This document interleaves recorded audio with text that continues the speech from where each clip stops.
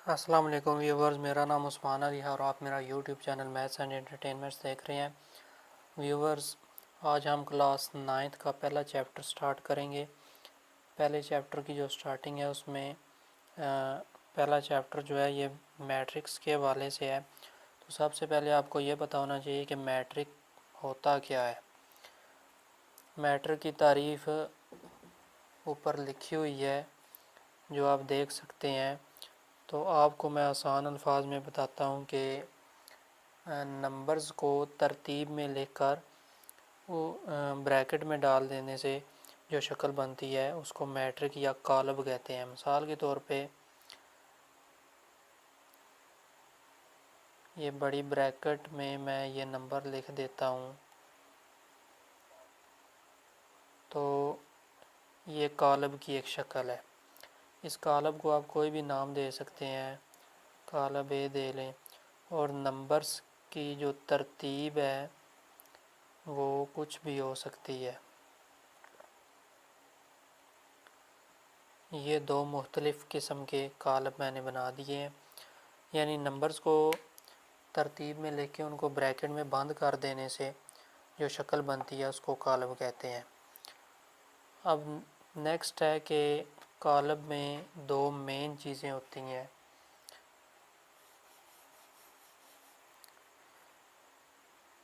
कॉलब में कतारें होती हैं और दूसरी चीज़ कॉलम होते हैं। इधर मैं एक कॉलब लिखता हूँ 1 2 4 6। तो इस कॉलब में एक कतार ये है और एक कतार ये है। कतार को आपने ऐसे याद रखना है कि जो कॉपी होती है आपकी नोटबुक जो होती है उसमें इस तरह लाइनें लगी होती हैं। तो लाइन को उर्दू में कतार कहते हैं। तो ये दो कतारें हैं और कॉलम जो है जिस तरह कॉपी पे इस तरह हाशिया लगा होता है साइड पे, तो इसको आप कॉलम का नाम दे दें। तो ये दो जो है ये कॉलम है, यानी इस तरह लाइन लगा दें तो ये कतार बन जाएगी। अगर हाशिए की तरह लाइन लगाएं वर्टिकल तो ये कॉलम बन जाएगा। अब इस कॉलम में दो कतारें हैं और दो कॉलम हैं। अगर मैं एक कॉलम बी लिखता हूँ तो इसमें देखें कतारें कितनी हैं। एक कतार ये है, दूसरी ये है, तीसरी ये है। तीन कतारें हैं इसमें। और इसमें कॉलम कितने हैं, ये एक ही कॉलम है, एक कॉलम है। तो कतारों और कॉलमों का तयन इस तरीके से करते हैं। अब नेक्स्ट है कि कॉलम का मर्तबा क्या होता है। कॉलम के मर्तबे की तारीफ़ ऊपर लिखी हुई है, जिसमें आप देख सकते हैं कि कॉलम का मर्तबा मालूम करने के लिए हमें कॉलम में मौजूद कतारों और कॉलमों की तादाद का पता होना चाहिए। तो इधर मैं एक कॉलम लिखता हूँ, कॉलम ए।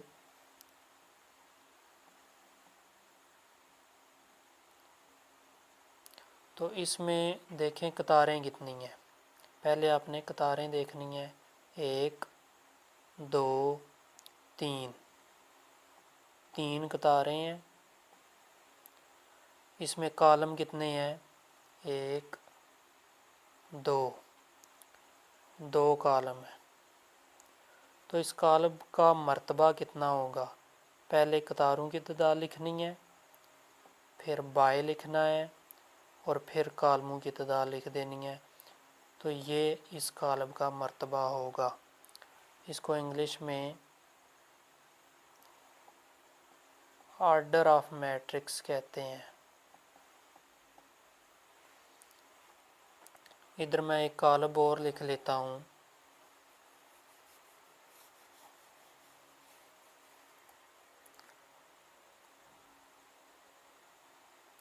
जिसमें सिर्फ एक ही रुकन है।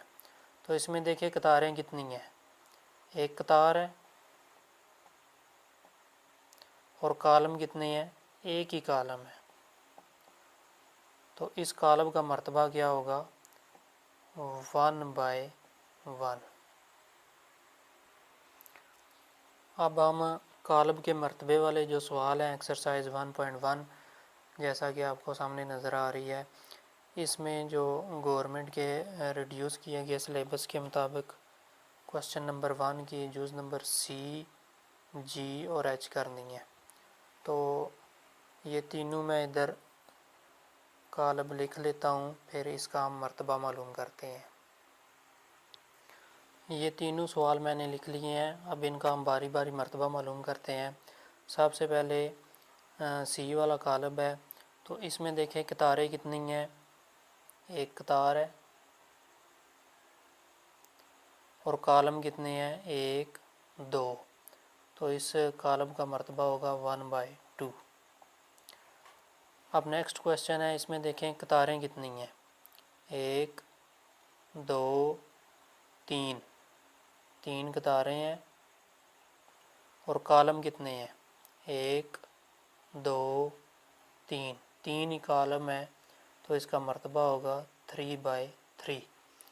उसके बाद नेक्स्ट एच वाला कालम है, इसमें देखें कतारें कितनी हैं, 1 2 कतारें हैं, और कालम कितने हैं, 1 2 और 3, 2/3, ये इस कालम का मर्तबा होगा। तो तीनों क्वेश्चंस का हमने मर्तबा मालूम कर लिया है। कोई भी पेपर में सवाल आ जाए कि मर्तबा मालूम करें, तो उसमें सबसे पहले आपने कतारों की तादाद लिखनी है, उसके बाद आपने बाय लिख के कालमों की तादाद लिख देनी है, तो ये कालम का मर्तबा मालूम हो जाएगा।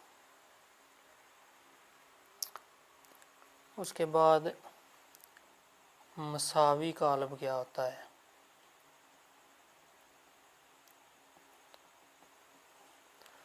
मसावी कालम, दो कालम आपस में मसावी तब होते हैं जब उनमें दो शर्तें पूरी हों।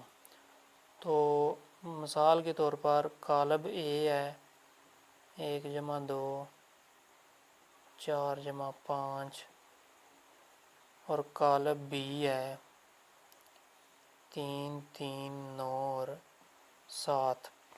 तो अगर हमने देखना है कि ये कालम मसावी हैं या नहीं, तो इनके लिए दो शराइत का पूरा होना लाजमी है। सबसे पहली शर्त तो ये है कि इन दोनों कालमों का मर्तबा एक जैसा होना चाहिए, पहले आपने ये देखना है। तो अगर कालम ए का मर्तबा देखें, कतारें कितनी हैं, 1 2, 2/, कालम कितने हैं, 1 2, 2/2, कालम ए का मर्तबा 2/2 है। उसके बाद कालम बी, सबसे पहले आपने कतारें देखनी है, एक कतार ये है, दूसरी ये है, दो कतारें हैं, और कालम कितने हैं, 1 और 2, तो इसका मर्तबा भी 2/2 है। तो इन दोनों कालमों का मर्तबा जो है वो बराबर है।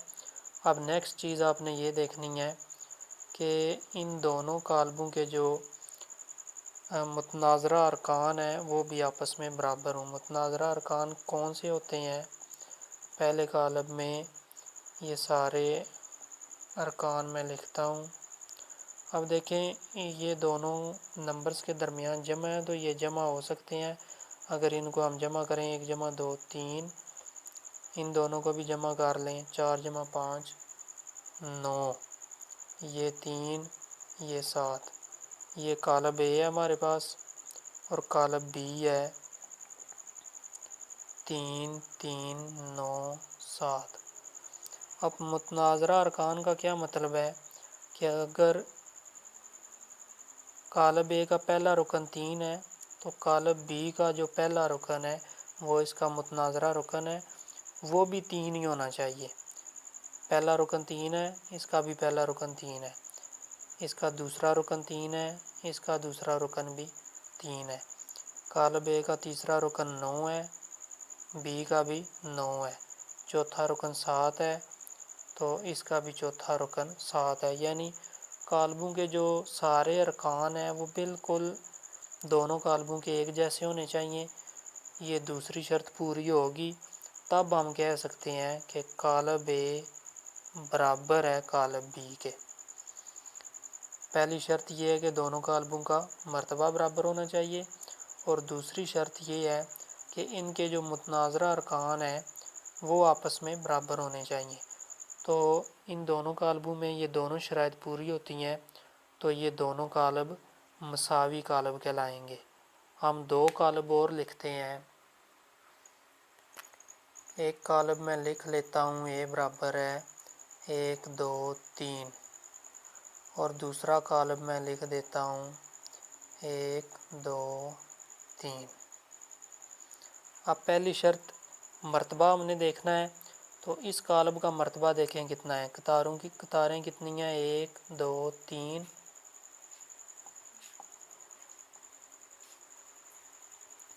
और कॉलम इसमें कितने हैं, एक कॉलम है। तो इसका मर्तबा देखें 3/1 आया है। अब कॉलम बी का मर्तबा, कतारें कितनी हैं, एक कतार है, और कॉलम कितने हैं 1 2 3, 1/3। अब कॉलम ए का मर्तबा 3/1 है और कॉलम बी का मर्तबा 1/3 है। तो ये दोनों कॉलमों का मर्तबा जो है ये बराबर नहीं है, इसलिए मसावी कॉलम की जो पहली शर्त है वो पूरी नहीं होती, और हम दूसरी शर्त को चेक नहीं करेंगे। तो इधर ही हम कह देंगे कि कॉलम ए जो है वो बी के बराबर नहीं है। तो ये दोनों कॉलम आपस में मसावी नहीं होंगे। तो ये दो शर्तें आपने मसावी कॉलम में चेक करनी है। अगर दोनों शराइत पूरी होती हैं तब ये कॉलम मसावी होंगे। अगर दोनों में से एक भी पूरी नहीं होती तो ये कॉलम मसावी नहीं होंगे। अब एक्सरसाइज 1.1 में क्वेश्चन नंबर 3 है, वो हम हल करते हैं। जैसा कि सामने आपको स्क्रीन पे नज़र आ रहा है कि क्वेश्चन नंबर 3 कौन सा है, तो मैं इधर लिख लेता हूँ। ये सवाल मैंने लिख लिया है। क्वेश्चन में लिखा हुआ है कि ए बी सी और डी की कीमतें मालूम करें जो दी हुई मसावात को दुरुस्त कायम रखती हूँ। तो ये दो कॉलम दिए हुए हैं, इनके दरमियान बराबर की अलामत भी दी हुई है। यानी क्वेश्चन में वो कह रहा है कि ये दोनों कॉलम अगर बराबर हों तो ए बी सी और डी की कीमत क्या होगी। तो हमें पता है कि अगर कॉलम दोनों बराबर हों तो इनके मुतनाज़रा अरकान भी बराबर होते हैं। तो मुतनाज़रा अरकान को अगर बराबर करें तो इस कॉलम का पहला रुकन ए जमा सी है, ये किसके बराबर होगा, दूसरे कॉलम के पहले रुकन से। इसका पहला रुकन बराबर है इस कॉलम के पहले रुकन से। इसको आप मसावात नंबर 1 का नाम दे दें। उसके बाद दूसरा रुकन ए जमा 2b है, ये किसके बराबर होगा, दूसरे रुकन के -7। इसको मसावात नंबर 2 का नाम दे दें। उसके बाद तीसरा रुकन c-1 है, ये किसके बराबर होगा, इस तीसरे रुकन के। इसको मसावात नंबर 3 का नाम दे दें। उसके बाद चौथा रुकन है 4d-6 इज़ इक्वल टू, ये किसके बराबर होगा, इधर चौथे रुकन के 2d के। इसको मसावात नंबर 4 का नाम दे दें। अब इन चारों मसावातों में सबसे आसान मसावात का हल जो है वो होगा जिसमें सिर्फ एक मुतगय्यर होगा। पहली मसावात में दो मुतगय्यर हैं ए और सी, दूसरी में भी दो हैं ए और बी, तीसरी मसावात में एक मुतगय्यर है सिर्फ सी। तो इसको हल करके हम सी की कीमत निकाल लेते हैं। पहले c-1 is equal to 3, c is equal to 3, ये माइनस का 1 है, इधर आके प्लस का 1 हो जाएगा। तो c की कीमत हमारे पास 4 आ जाएगी। अब अगर इस c की कीमत को पहली मसावात में पुट करें तो हमारे पास a की कीमत निकल आती है। मैं मसावात पहली लिख लेता हूँ, ए जमा सी इज़ इक्वल टू ज़ीरो। ए जमा सी की जगह हम सी की वैल्यू लिख देंगे। सी की वैल्यू 4 आई है, इधर मैं 4 लिख देता हूँ, बराबर है ज़ीरो। ए बराबर है ज़ीरो, इधर जमा का 4 है, इधर आके माइनस का 4 हो जाएगा। ए की वैल्यू आ जाएगी 0 माइनस 4 माइनस 4। तो ये हमारे पास ए की वैल्यू आ गई है। ए की भी वैल्यू आ गई है, सी की भी आ गई है, अब बी और डी की रह गई है। अब मैं दूसरी मसवात लिख लेता हूँ, क्योंकि मेरे पास ए की वैल्यू आ चुकी है, तो ए की वैल्यू इधर पुट करके मैं बी की वैल्यू निकाल लूँगा। ए जमा 2b बराबर है -7। ए की जगह मैं -4 लिख दूँगा, जमा 2b बराबर है -7। 2b बराबर है -7, -4 है, इधर आके +4 हो जाएगा। 2b बराबर है, अब -4 जमा 7 है, तो इसको अगर कैलकुलेटर पे करेंगे तो ये -3 जवाब आएगा। 9th क्लास और 10th क्लास के एग्ज़ाम में कैलकुलेटर की इजाज़त होती है, इसलिए अगर आप इसको ज़बानी नहीं कर सकते तो आपके पास कैलकुलेटर भी होता है, तो उससे आप इसको हल कर सकते हैं।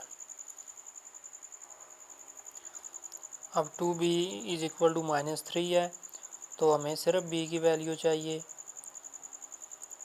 ये 2 जो है b के साथ ज़रब हो रहा है, इधर आके तकसीम हो जाएगा, सॉरी इधर 2 आ जाएगा।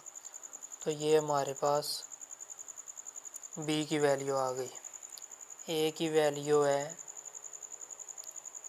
-4, b की वैल्यू है -3/2 और c की वैल्यू है 4। अब d की वैल्यू हमने निकालनी है, तो मैं इसको साफ़ कर देता हूँ। इधर हम चौथी मसावात लिख के d की वैल्यू फाइंड करेंगे। ये मसावात नंबर 4 है। 4d - 6 बराबर है 2d। 4d बराबर है, ये -6 हम इधर ले आएंगे, ये जमा का 6 हो जाएगा, और ये जो 2d है ये इधर हम ले आएंगे, ये माइनस का 2d हो जाएगा। 4d - 2d, 4d में से 2d निकाल दें तो 2d बच जाएंगे, इधर 6 है, तो हमें सिर्फ d की वैल्यू चाहिए। तो ये 2 जो है d के साथ ज़रब हो रहा है, तो इधर आके तकसीम हो जाएगा। 2 एक बार 2, 2 3 बार 6, तो d की वैल्यू 3 आ जाएगी। इस तरह हमने चारों मुतगय्यर की वैल्यू मालूम कर ली है। a की वैल्यू -4 है, b की वैल्यू -3/2 है, c की वैल्यू 4 है और d की वैल्यू 3 है। इस मसवात को हल करने का एक और भी आसान तरीका है, वो मैं आपको बताता हूँ। वो तरीका ये है कि हमने d की वैल्यू मालूम करनी है, तो d के साथ जो भी नंबर फालतू होगा उसको हमने ख़त्म करना है। तो एक तरीका तो मैंने अभी जो पहले हल किया है वो है बाकी नंबर्स को ख़त्म करने का, और एक तरीका ये है कि अगर हमने इधर -6 को ख़त्म करना है तो हम दोनों साइड पे जमा 6 लिख देंगे, दोनों साइड पे जमा 6 लिख देंगे। ये -6 और जमा 6 काट जाएंगे, इधर सिर्फ 4d रह जाएगा, बराबर है 2d + 6। अब इधर 6 ही रहना चाहिए, ये d वाला हमने इधर लेके आना है, तो 4d, ये 2d हमने ख़त्म करना है, इधर 2d जमा का है, तो इधर भी हम -2d कर देंगे, इधर भी हम -2d कर देंगे। तो तो ये जमा का 2d और माइनस का 2d कैंसिल हो जाएगा। 4d minus 2d is equal to, इधर 6 रह जाएगा। 4d minus 2d is equal to 6, और हमें सिर्फ d की वैल्यू चाहिए, तो ये 2 फालतू है d के साथ, इधर आके डिवाइड हो जाएगा। 2 3 बार 6, तो d की वैल्यू 3 आ जाएगी। तो इधर हम d की वैल्यू 3 लिख देंगे। ये चारों वैल्यूज़ हमने इस कॉलम की फाइंड कर दी हैं। तो एक्सरसाइज 1.1 जो गवर्नमेंट का रिड्यूस किया हुआ सिलेबस है, उसके जो सारे सवाल इस साल करने हैं वो मैंने आपको कर दिए हैं। उम्मीद है आपको इन सब सवालों की समझ आ गई होगी। अगर आपको इसमें से किसी भी सवाल की समझ ना आए तो इस वीडियो को बार बार देखें और सवालों को समझने की कोशिश करें। उम्मीद है आपको वीडियो बार बार देखने से और ये सवालात बार बार हल करने से समझ आ जाएंगी।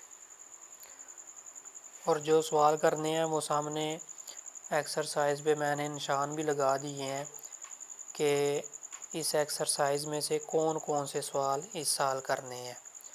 तो आप ये अपनी बुक्स पे भी निशान लगा लें ताकि आपको याद रहे और आप फालतू सवाल करके अपना कीमती वक्त ज़ाया ना करें।